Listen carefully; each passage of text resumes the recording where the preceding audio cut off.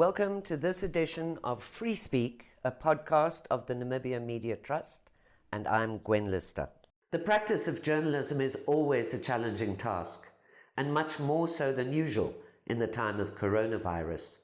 States of emergency and national lockdowns, accompanied by rights restrictions and economic hardships, are further compounding what is a very stressful time for all, not least of all, the Fourth Estate.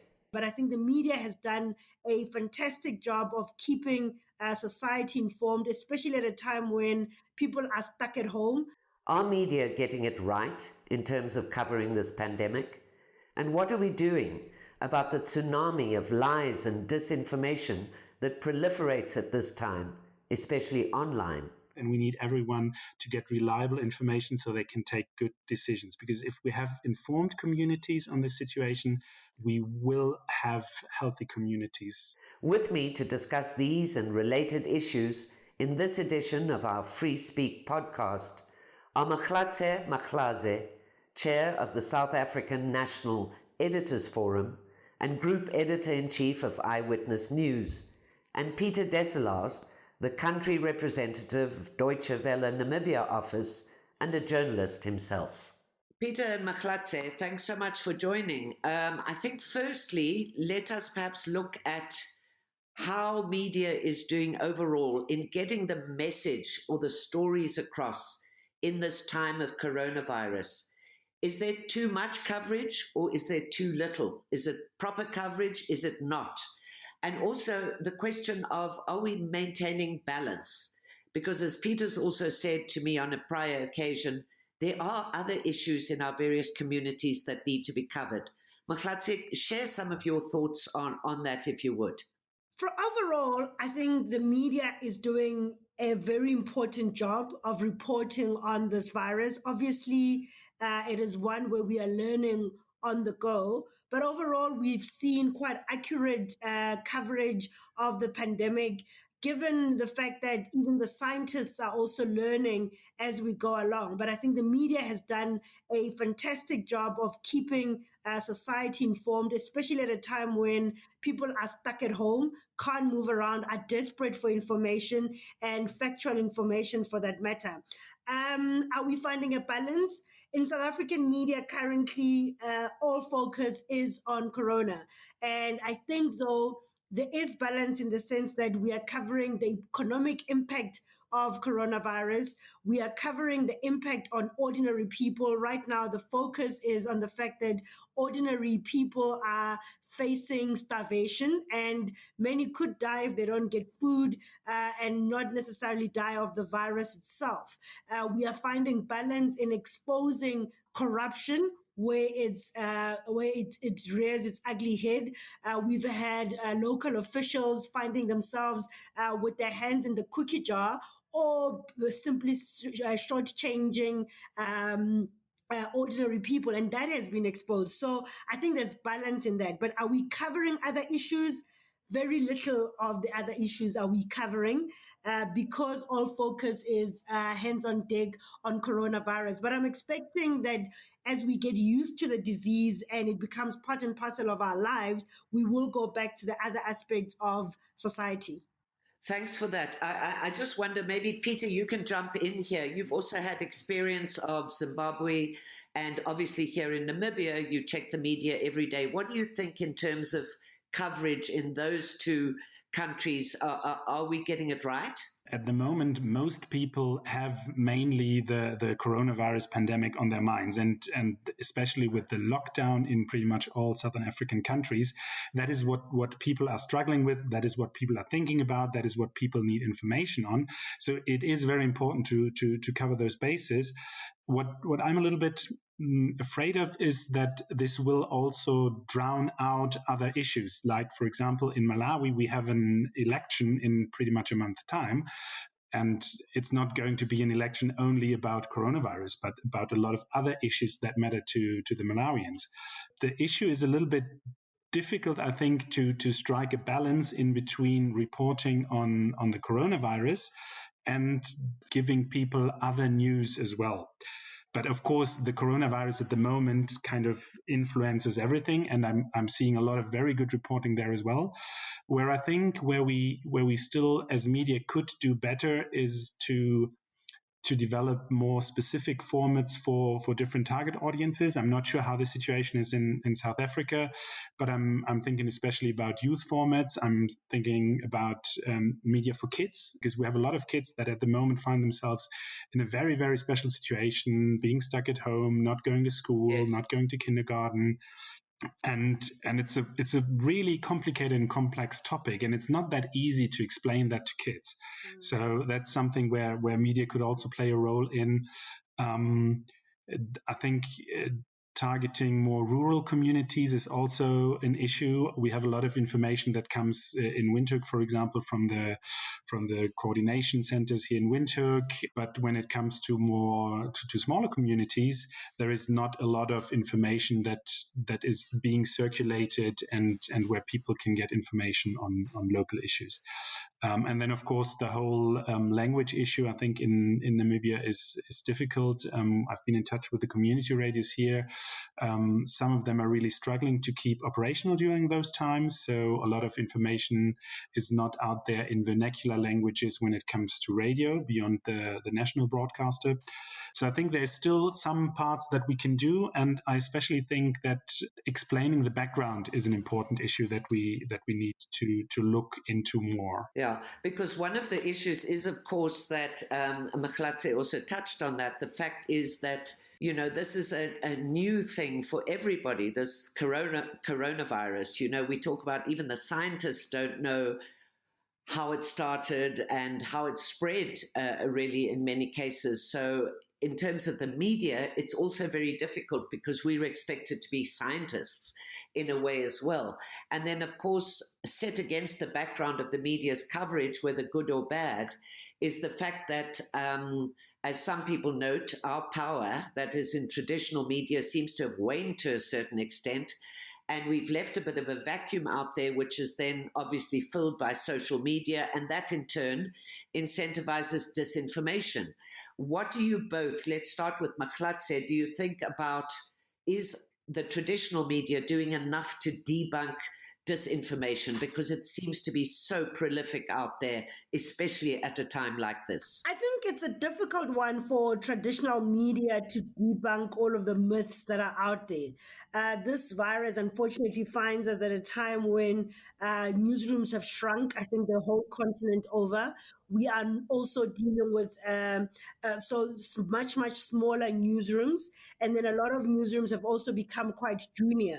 But I think the rate of the misinformation or disinformation is so high that traditional media can't simply cope between debunking those fake stories and actually doing the actual news stories. And finding that balance is where the trick is. I mean, right now, what we are finding is that our own family members are peddling the misinformation or the fake news in the WhatsApp groups. So it's not necessarily happening on the Facebook and Twitter, but it's actually what is happening in very personal and direct spaces, which are family WhatsApp groups, friendship WhatsApp groups. And that is where that news is actually being peddled. And it is just simply not possible. Yes, we've had an increase in the number of fact checkers on the continent, but by no means are those enough. And the rate and the pace of it is not adequate. And hence we've seen these drastic actions where there's attempts to ensure that those that are peddling fake news are actually prosecuted, and that's part of the measures. But I'm just giving an example with myself.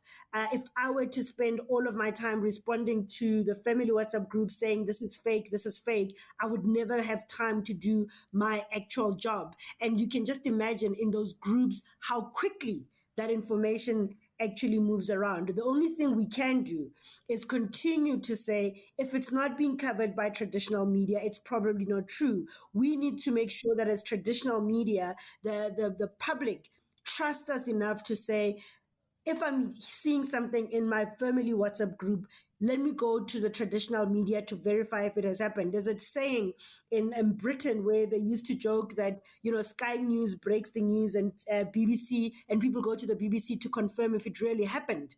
And we need to play that role where people come to us at traditional media to see if these things really truly happened. It comes a little bit back to, for professional journalism, back to the basics. If professional journalism provides reliable, understandable information on the pandemic, gives the context, does a balanced reporting, and moderates a dialogue around those things, so that people can get orientation, so that people have the information they need to take decisions for their daily lives. And those sometimes are the easy, basic decisions like, shall I go out or not? How do I behave myself in public? Shall I wear a mask or not? If professional journalism provides that information, then they kind of take away a lot of the ground on which misinformation grows. Those messages, they come out of a situation where you have a lot of uncertainty around what is actually happening. A lot of communication around the thing, but it's not always clear and understandable. So if we really, as professional journalists, put our energy together to provide that orientation, to explain the things properly, take the time to do that, then we take away a lot of the need of people to get that orientation or that wonderful cure that I have in my kitchen cupboard. And then I think the other part is cooperating with fact checkers and giving the fact checkers a voice, so that they can do their job in terms of debunking all those manipulative stories. And that can happen through corporations, or that can happen through telling people, if you encounter a story on WhatsApp and you're not sure if it's true, don't forward it. And if you want to check it, here's the fact checker website, and they do an amazing job in terms of verifying a lot of those stories. I think it's also a little bit about educating people on healthy media usage, because of course people being at home use a lot of WhatsApp and share a lot of things. And maybe our professional role is it also to explain what's happening there, and to raise awareness, not only for the hygiene things in real life, like washing your hands, but also on social media. Okay, but the other thing, Peter, also just briefly, Mahlatse, I'll address this to you. There's the issue, of course, of all this. I don't like the term fake news. I call it lies or disinformation. But the problem that we have with that has led our various governments, especially in the subcontinent, to criminalize this issue. And in other words, if a journalist publishes something that they honestly think is true, but it turns out to be false, they can be fined or prosecuted. In South Africa, it seems to be slightly better in that they have to prove the intent to deceive around the perpetuation or the spread of fake news. So to what extent is this, Mahlatse, providing a bit of a chilling effect on journalism, and especially investigative journalism at this point? And you raise quite an important one, because when we also first heard of criminalizing fake news, we were worried about what does that mean for media freedom. And we know that there are those in power and in authority across the continent who would love to have an opportunity to silence the media because of the critical reporting and exposing some of the weaknesses of those in power. And in South Africa, you are right, there has to be intent, but we have also made it quite clear that the self-regulation processes that have been in place do not then disappear because of these new regulations that are in place. We still maintain that we've got the Broadcasting Complaints Commission, we've got the Press Council, and those are still in standing. And we have, on our side, the conversation has been, when we do get things wrong, it is important that we act quite urgently to address it because of the implications it then has. Because we have then said to our member countries, let's make sure that we, A, get the stories to make sure that they're factual, but B, if we are found in a situation where there were editorial gaps, those get remedied as early as possible. But we have to worry that there will be those who want to exploit COVID-19 to silence the media, and we have to continuously push back in that regard. But we also know, using the American example, that when the American president is challenged and is finding himself unable to answer and does not want to be held accountable, he loosely throws this phrase around fake news and declaring journalists as fake news. And we, as on the continent, we should be wary and cautious and expect that we will get those Trumpism, if I may call it, on our shores. Yeah. And obviously, I mean, there's no question that the three of us will definitely agree that the role of journalism is really to disseminate reliable and high quality information at such a critical time in particular. But the issue is that often what we're dealing with here around COVID-19 or coronavirus needs a lot of explaining, doesn't it? Because it does require some sort of scientific knowledge. For example, we might say people need to wear masks. But on the other hand, there is a heated debate around that as to whether, in fact, masks help or don't help at all. So again, maybe sometimes, Peter, perhaps this for you, does the media resort to kind of headline news about figures and numbers, looking at so many dead and so many cases, but there's very little context that's being drawn around that? What do you think? Could we do more in that regard to really bring home to people how dangerous this pandemic really is? I mean, we have a lot of data journalism projects at the moment, visualizing case numbers and reproduction rates. And what from my point of view would be good would to also put that data into context, because there's a lot of uncertainty around that data regarding testing, regarding reporting mechanisms. We need to make understandable to the audience what the actual factual ground is that we're standing up on and what we're reporting about. Exactly. And if we do that, I think then we are, on the one hand, also a lot better positioned in the whole discussion around the regulations on misinformation, because then we're transparent. And on the other hand, it also helps with the trust of the audiences, because we're not pretending we know the solution. We are being transparent about what we know, what we don't know, and what the discussion resolves around. And that brings me back to what you also said. We need to do a lot more explaining, because from my point of view, what we could do more is, especially when we're approaching things like opening up of lockdowns and what the regulations will then be, I think it's important for citizens to have a voice in that, to also give government orientation in terms of where they're suffering, what their problems are, and that is different in different communities in Southern Africa. And it means that people also need to understand what the challenges are, and then they can voice their concerns, and they can also suggest solutions.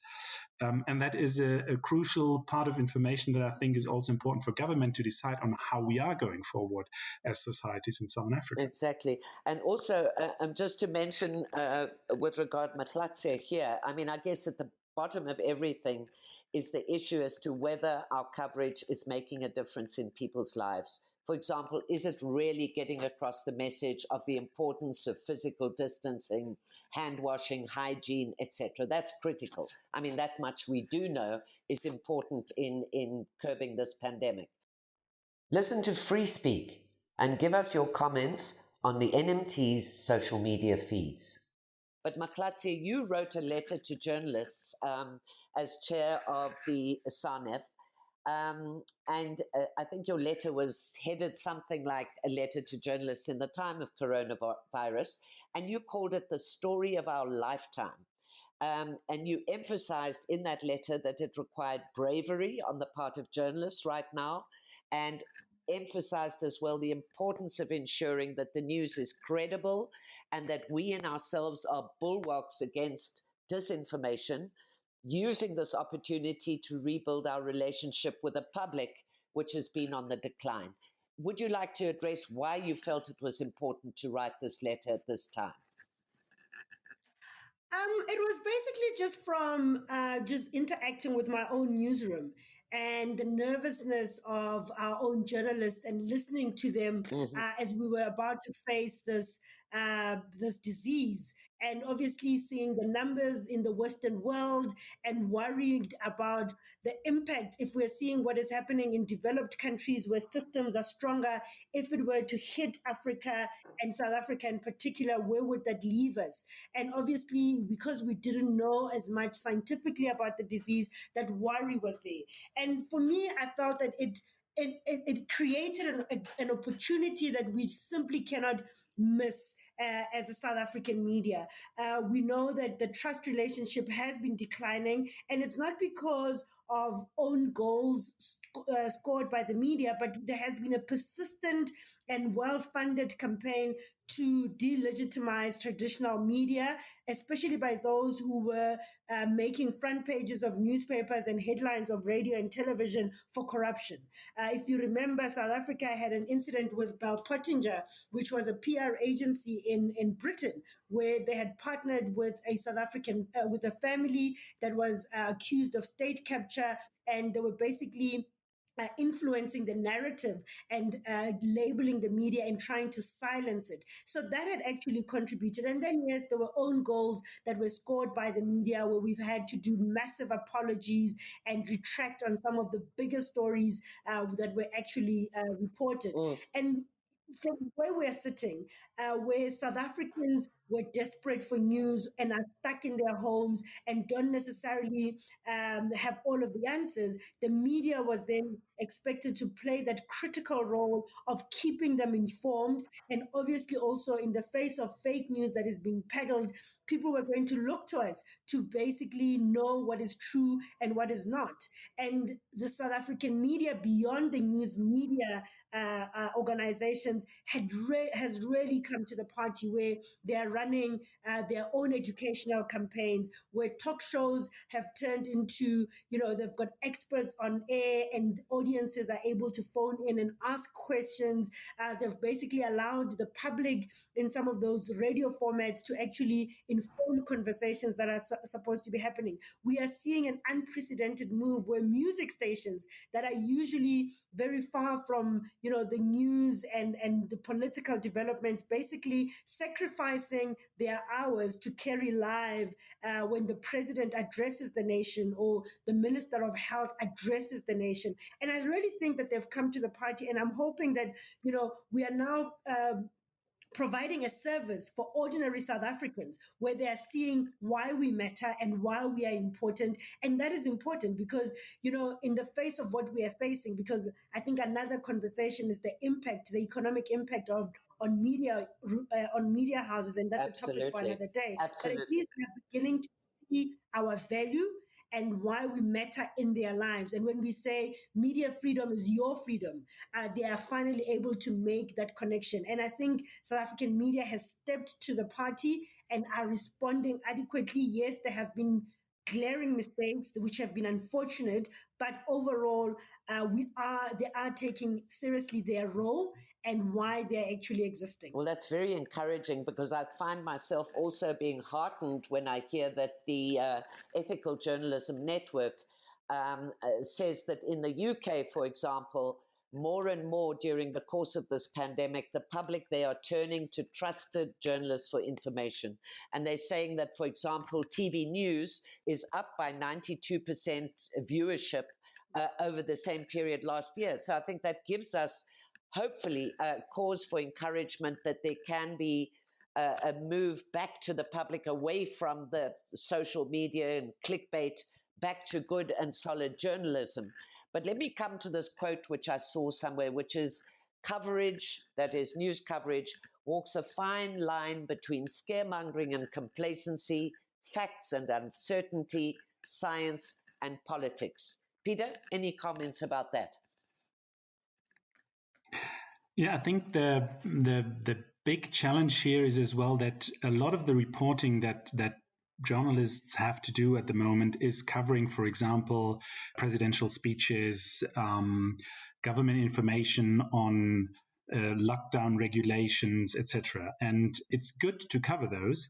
But at the same time, it also means that you have to find a balance as well to how do you counter that with a critical analysis of the policies? How do you give people the background to understand how decisions are made, why they're made the way they are made, etc.? Which brings me back again that I think the most important thing that we can do as journalists at the moment is explain, so that people can understand what's happening, can understand why policy decisions are taken and how they are taken, and then can make up their own mind and contribute with their ideas and their perspective. Because it is a challenge to the whole society, and the only defense we have at the moment is a change of behavior of pretty much all the people. And that is not going to happen through fear, through regulation, or through anything else. It's going to happen because people understand that it is necessary and why it is necessary, and then people will change their behavior. And it doesn't really help that you can't see coronavirus. I think that all the time. It's so difficult to explain that complex thing that you can't see. If the coronavirus would walk around in the street, it would be so much easier to explain people why they should keep their distance, why they should stay at home. But it means that we have to really put our best creativity also to it, to explain the why and the mechanisms and how the whole thing works. I just wanted to add something there, which is quite thing, because we went through a phase where, as South African media, we were not happy with how the issue of corona was being handled, and we did quite a strong pushback, because what we were finding was that, there seemed to be should I say, an instruction that was sent out to say only the Minister of Health could actually speak on the matter, and health professionals couldn't speak. And we pushed back on it because we were finding that is trying to muzzle democracy and trying to muzzle other voices, because at this time, it's even more important to have critical voices or other voices independent of politicians. Yes, in our case, the minister is also a medical doctor, but we felt he was a politician nonetheless. And we needed to hear from scientists to be able to connect with the public. And we pushed quite strongly in that. And we have seen a change where last week we had quite a dramatic press conference where we had the scientists basically taking the nation through slides and explaining to them what they're expecting to be the trajectory of this disease. And Peter is raising an important issue around, it doesn't mean because we need society to listen to government and respect the regulations that we then stop being critical and analytical of what government is doing. It's even more important that we continue playing that role as journalists across the continent. We have to question whatever decision, even if the broader public or the broader science community agrees with the government. Fine, let's put that on, but we still need to go to other independent sources to say, this is what the government has announced. Is this correct? Do you agree? That multiplicity of voices is quite critical. We don't always have to go to the politicians for the numbers. They have to give us access to even those that are advising them so that we can hear the scientific aspects of it and then critique it. And that's a very important issue you've just raised, Mahlatse, because in a sense, the dangers of centralizing information has become a problem here in Namibia as well. And it seems that government simply wants to control all the access to information. And we, at the moment, have a situation where private press, for example, or the independent press have been excluded from presidential press conferences on the grounds that there are too many media to observe physical distancing, but that means that only government media are present. So they're battles we will continue to fight, I think, all of us in the subcontinent, around that access and the importance of independent journalism so much at this time. Peter, you wanted to add? I'm particularly worried at the moment about Zimbabwe, where we've seen several arrests of newspaper vendors, several arrests of reporters as well.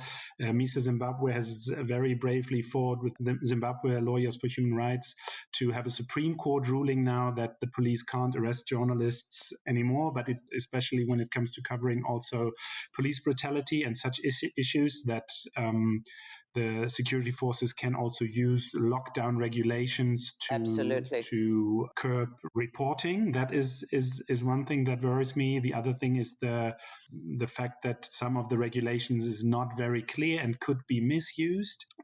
And the other part that as media we also have to look at is, understandably, during the coronavirus outbreak, some freedoms are limited. Freedom of assembly is the most obvious one. And that means that demonstrations are, for example, quite difficult to do at the moment. And I think civil society and media have to be very vigilant that those restrictions on fundamental freedoms will not be permanent on the one hand, and also that freedoms will not be restricted beyond what is appropriate and necessary. Exactly. It is a basic right that citizens have to protest and to demonstrate, and that can't just be taken away. So we have to be very vigilant about Exactly, this. and we have to be very sensitive too to the fact that these are very hard times for a majority of our people in the subcontinent who've also lost economic opportunities. At the same time, they've faced this horrible pandemic. So again, it calls for a sympathetic view of the media towards our public, and also to guard against heavy-handedness of governments at this particular time. In Namibia's case, our state of emergency is for 6 months. Our lockdown is only got another week and a half, 2 weeks to go. So the question is that you raised, Peter and Mahlatse as well, are governments, to what extent are they going to continue with these restrictions even after lockdown has been lifted? I'm going to ask you both to just wind up with your last thoughts on the media, how we're doing during this pandemic, and how to take it from here. Mahlatse, last thoughts. My thoughts is that as the media and the continent, our role is more critical than ever. We have to make sure that all our editorial systems are in check. This is such an uncertain time that we have to be to ensure that all of our editorial checks and balances are in place, because of the power we hold and the dependence that we are seeing, that the audience are looking to us for answers and real answers. So let's continue working hard. Let's ensure that media houses are protecting journalists and giving them the necessary equipment to reduce risk as far as possible. But I strength to all of my colleagues. Thank you very much, Mahlatse, and good luck to you in South Africa, and also SANEF, which I know is keeping a good eagle eye over what's happening in the media there. Peter, last thoughts from you. My thought at the moment is, I think what Mahlatse said is very right. We have a big chance here to rebuild trust of the people into the media. If we get it right and if we do our jobs very well and very properly. On the outlook, however, I'm a little bit afraid that trust and that good work will not necessarily translate into the viability of media, and that will result in a huge hit into media diversity, because especially small media outlets will suffer from the economic consequences of the pandemic. I think we'll see a lot of journalists, which I consider at the moment frontline workers, and I really hope that we also don't see too many of our colleagues that will suffer from COVID-19. But we'll see huge job losses. I'm sure that advertising markets, etc., will take a huge hit. We are already seeing with small community media that people are not able to support them anymore, because they don't get advertisement and the communities don't have any money. Subscriptions, because people are suffering economically, will also go down. So I really hope that trust also translates into a good relationships with our audiences, and in the long run also in increased viability. But I am actually a little bit worried about viability of media diversity in the future. I agree with you, Peter, but at the same time, I don't want to let you end this on a very hopeless note. I can also offer a more positive thought. Please. Something we have not touched on is the immense creativity that we're also seeing, with a lot of people being creative and creating new formats and new ways of explaining the whole situation. Like we're doing today. But we're seeing a lot of podcasts. I've seen two, I'm not sure if they're Windhoek based or South African based, but there's two YouTubers that took the time to record. They're both apparently medical professionals, to explain, flatten the curve, and all those things. And I think that is really great that people and media professionals really use their creativity to provide reliable, understandable, good information to the people, because that is what we really need at the moment. We need everyone to understand what this is about, and we need everyone to get reliable information so they can take good decisions. Because if we have informed communities on this situation, we will have healthy communities. I hope so, and that the creativity, innovation, and adherence to ethics will get us out of the doldrums. We all hope so. Thank you guys such a lot.